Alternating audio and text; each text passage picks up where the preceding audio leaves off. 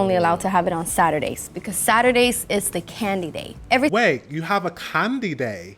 Wait, no one's told me. Zara Larsson, guys, is telling me more about Swedish culture than anyone so far. Today is a great, wonderful, beautiful, amazing day because it's a Sweden day. Everything that makes Zara Larsson proud to be Swedish. I thought she was British, I can't lie.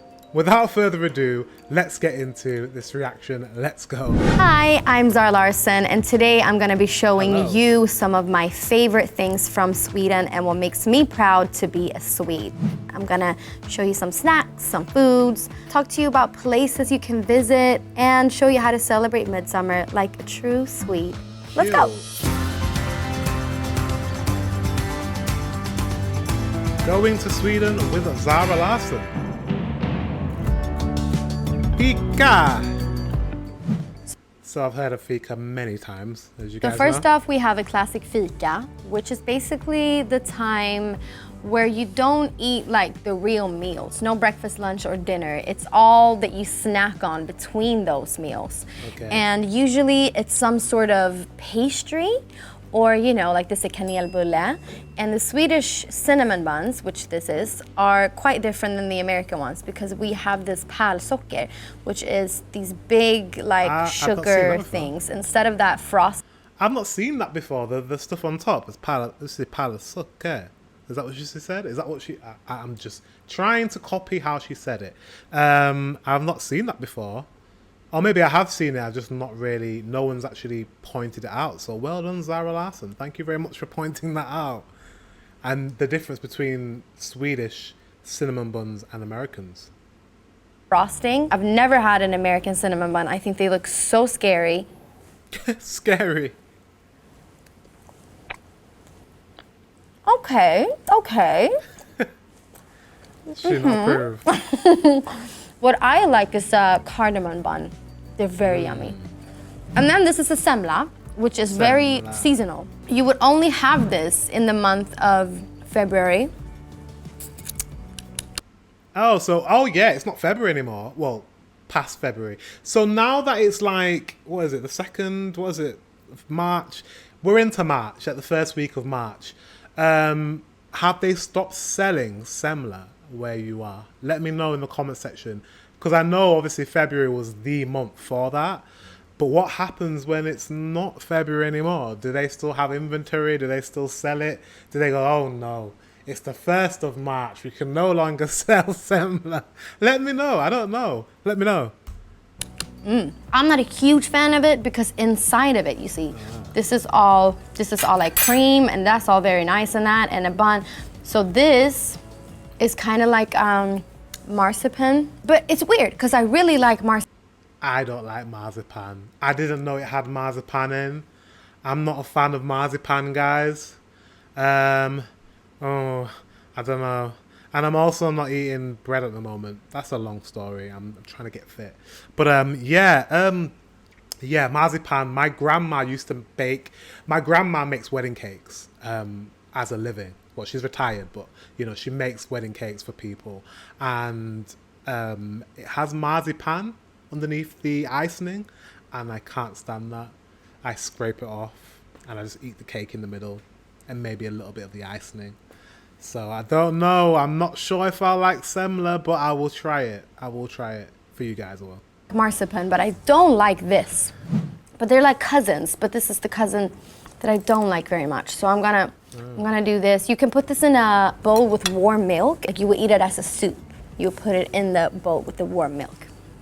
Then we're over to this little very exciting thing. When I grew up, I was only allowed to have it on Saturdays because Saturdays is the candy day. Every Saturday I got to pick like 10 pieces of candy, and it's like a pick and mix, and it's an... Wait, you have a candy day? Wait, no one's told me. Zara Larsson, guys, is telling me more about Swedish culture than anyone so far. So wait a minute. You have, when you were kids, is it the same for you? When you were a kid, did your parents say no sweets until Saturday? Because Saturday is Swedish candy day. Well, I won't say Swedish, but candy day. And you get 10 pieces. She got 10 pieces. Is that true? Did your parents only allow you to have candy Why am I saying candy? We say sweets in the UK. I'm just copying her. Did your parents say you can't have any sweets until Saturday? Let me know in the comment section. Or maybe it's just Zara. I don't know. It's in every single store in Sweden. And I am such a big licorice fan, so I'm so happy to see one of my absolute favorites ever, which is a salt patron. Oh, ah! Did she just say salt? And she dropped that. Oh. See, that's what happens, you see? You see? It's not just me. The salt is so nasty. It's so nasty that the treat just dropped out of her hand. Oop. Because it's not nice, do you know? The licorice is trying to run away from her. It's salty, it's nasty, it's disgusting. This is a sign. Stop eating it. Stop eating it. Why? Why are you so obsessed with it? Maybe I'll go to Sweden and I'll try it and I'll just find this new love for salted licorice. Maybe I'll just try it and I'll be like, and just have an acquired taste for it. Because like when I was a kid, I used to hate licorice and I haven't had licorice since I was really young. Now that I'm an adult, maybe licorice might not taste so bad. I doubt it, but and the salted kind, I don't know, guys. Sorry, I'm gonna pick it up. Oh, whew. Okay. Salt patron. This one is just, it's so good. This one's so good. Also, this one is amazing. In Kryptonite, this one's my favorite. It's like raspberry and licorice. Also, this one's really good. Häxvrål, salty. These ones are absolutely the worst candy you could ever have. This is some old people candy. But you know what? I've seen that one. That one that she picked up, nasty. I've had that as well when I was a kid. That's got licorice in it. Anything that has licorice in it, it just needs to go in the bin. I'm sorry. But I will try it when I come to Sweden. I promise you that. I will. I will. That's the beauty of it. You can pick and mix whatever you like. This one, I haven't seen this in so long. This is gum. And I'm gonna save that. I'm actually gonna bring this home. Thank you, Candadas. Thank you so much. This one, you could also have for fika. You would have this on some bread with a lot of butter. Maybe some of this, which is knäckebröd, the hard bread. It's like a creamed smoked fish roe. And I would understand that you might not love this if you didn't grow up on it. But to me, this is just like the most amazing flavor.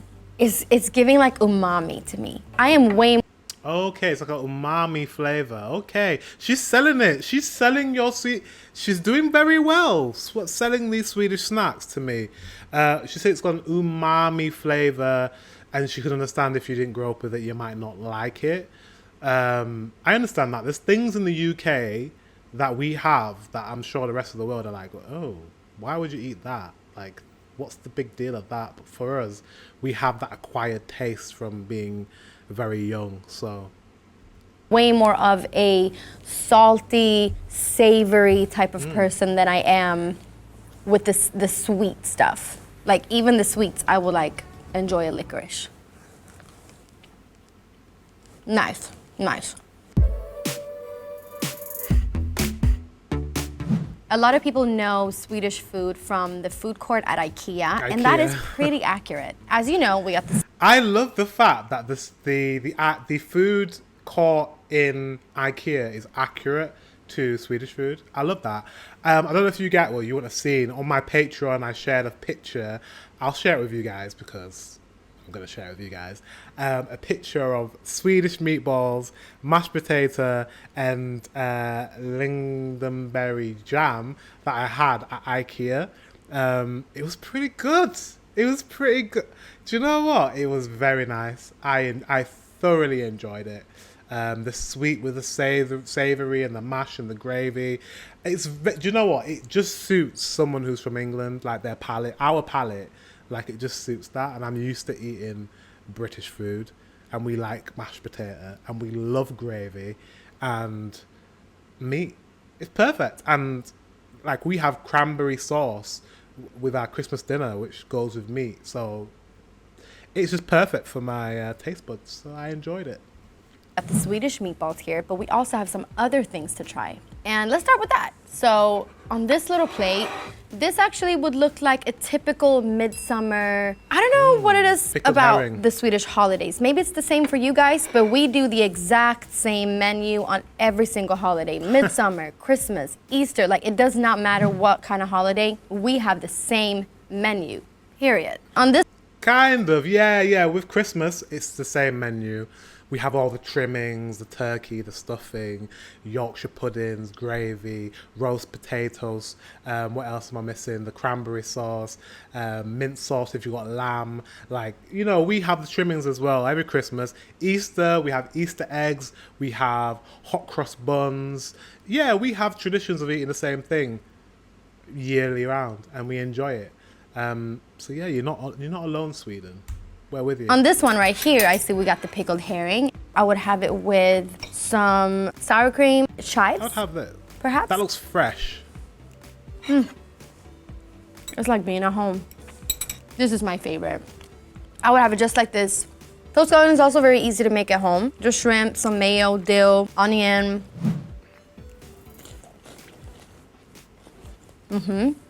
It's like the Swedes. We love a good pickled something. Pickled fish, it doesn't sound very nice. No. We don't have a lot of seasoning. So you do let the ingredients or the fish or, you know, whatever, kind of be the star of the show. Yeah, I get that from your food. Like, it doesn't seem very seasoned. It seems very fresh. Very fresh. And just like you let the flavors kind of speak for themselves, which I'm here for. You actually get to taste the actually underlying flavors, and I'm here for that. Brits are exactly the same. British people are exactly the same. They leave. Brits leave the flavor to other countries to provide. So we have Indian food, we have Italian food, we have Spanish food, we have all sorts of food, we have Mexican, but when it comes to the traditional British dishes, they don't tend to have too many flavors going on. So when we have mashed potatoes, it's mashed potato. We don't add extra things in there. You might have butter in there, but not really. Gravy is gravy. The roast chicken, maybe a bit of salt and pepper.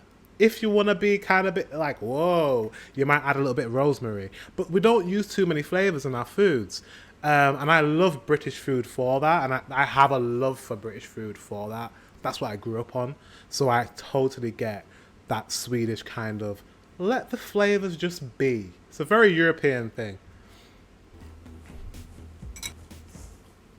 Staple in Swedish culture. Okay, potatoes. Swedish cuisine. Swedish survival, honestly.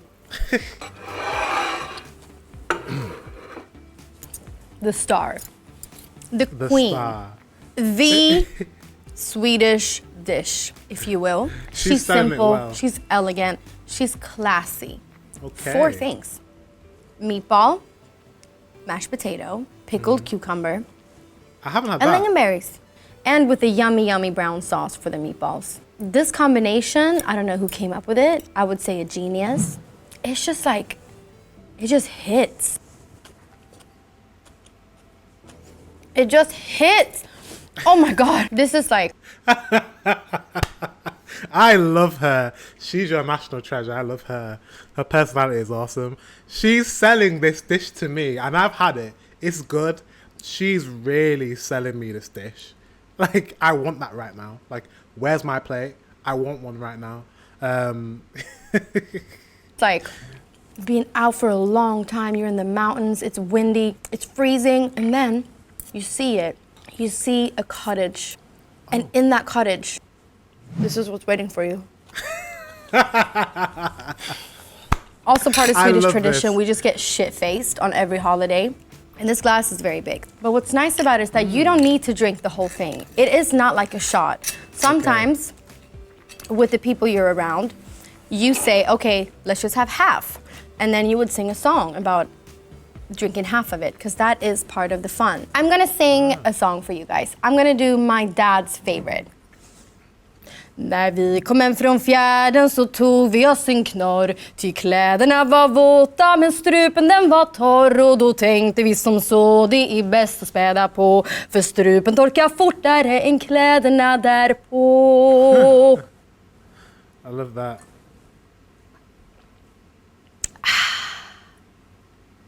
You know what? That was really nice. That was really nice. I don't know if it's because I'm grown now. I'm like 26. I can handle the 26. liquor. But this was actually really nice. So whoever wants to have a taste of Swedish akvavit, shout out to Opie Andersson. Opie Andersson. I've never had that drink, but I really want. She's sold everything on that table to me. Like, I'm falling in love with Sweden all over again. Like, what is she doing? I don't know. The way she's selling it is like, I want everything she just tried. Midsummer. It's midsummer time. Can't you see? I'm sitting here with the beautiful flower crown, which is something that you would wear on midsummer. My favorite holiday in Sweden. It is celebrated in the middle of summer, usually on the very lightest day and night of the year. And we dance around this pole, which looks like this, and then it's almost like a cross, and then it hangs two round things on the pole that lays horizontally. And what does that look like? That is a penis, my ladies and gents. That it's what we do. We dance around the. Is it really a penis though? Like, she said that, but I'm laughing. But is it really that? Like, is it for fertility? I don't know. Green Let me know. penis, and we thank the penis for impregnating the earth and making it green and lush. Is this true? And we dance like frogs around it, sometimes like Mors lilla Olle, which is a little guy who cries out for his mom. Like every other holiday, there's a lot of alcohol involved. Midsummer is probably the holiday where people would go the most, like, hard. They will go in for it. It's just so beautiful. Like, people just look beautiful. People are off work and can just like celebrate the fact that at least we have hopefully 2 more months of warmth and sunlight. I love that. So it's celebrating the summer, celebrating the warmth and what it brings. And is it really a penis? I don't know if she's joking. I think it is. Like, or it symbolizes, not necessarily a penis, but it symbolizes fertility, right? And having kids, maybe? I don't know. Is it? Let me know in the comment section. Is it to do with kind of asking Mother Nature to bring a child into a family? I don't know. Let me know. Taking a road trip.